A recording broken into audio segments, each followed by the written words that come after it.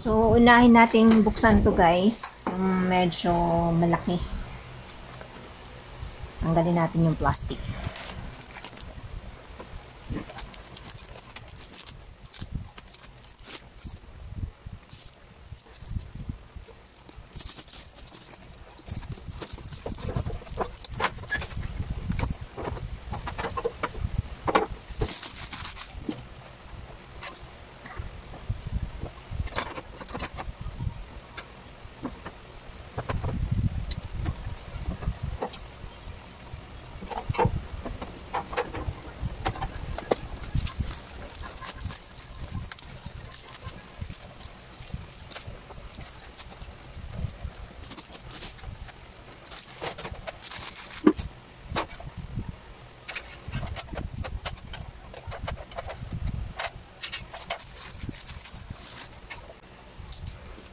Ito, meron naman palang manual guys na kasama kung paano i-assemble. Pero double check muna natin yung mga parts kung complete ba. Double check muna natin guys. So far, so good. So, okay. Ang unang gagawin, so dito sa instruction guys, ito daw, dapat ang unang i-assemble. So, itong dalawang yan. And tapos, AB, tapos yung ilalim, yung letter E.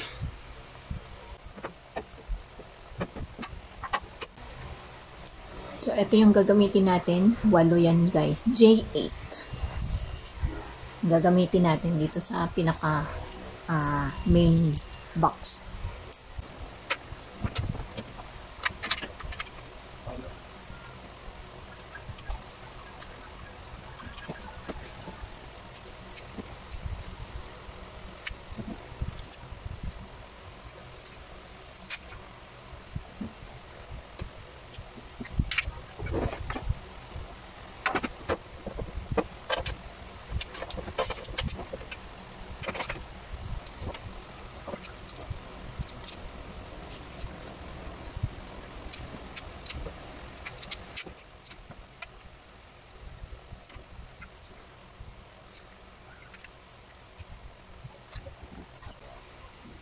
So, ayan na guys. Nalagay na natin yung magkabilang dulo.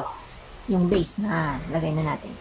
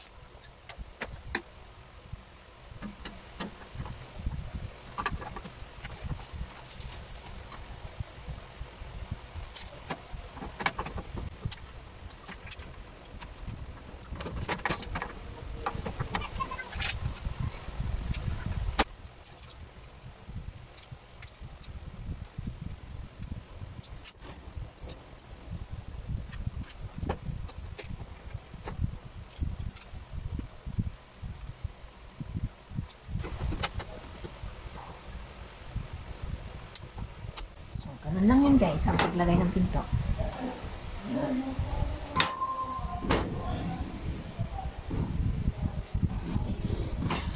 Again guys, ang paglalagay ng pinto, ulitin ko sa kabila naman. Ito yan guys, oh. Meron siya sa dulo. Ang gagawin nyo lang guys is mas maigli guys na ilagay mo na yung bandang ilalim. Ito, sa bandang ilalim. So, i-insert nyo lang yung parang ano dito. Yung ito i-insert nyo lang dun sa butas.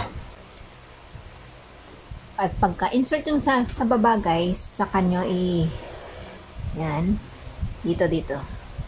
Tapos i-slides nyo, papunta dun sa butas naman. Yan.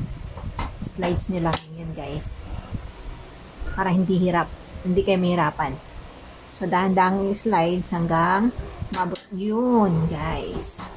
Diba? Ganun lang kadaling maglagay ng pinto. Para hindi kayo mahirapan. So, ayan, buo na ang ating cabinet, kitchen cabinet.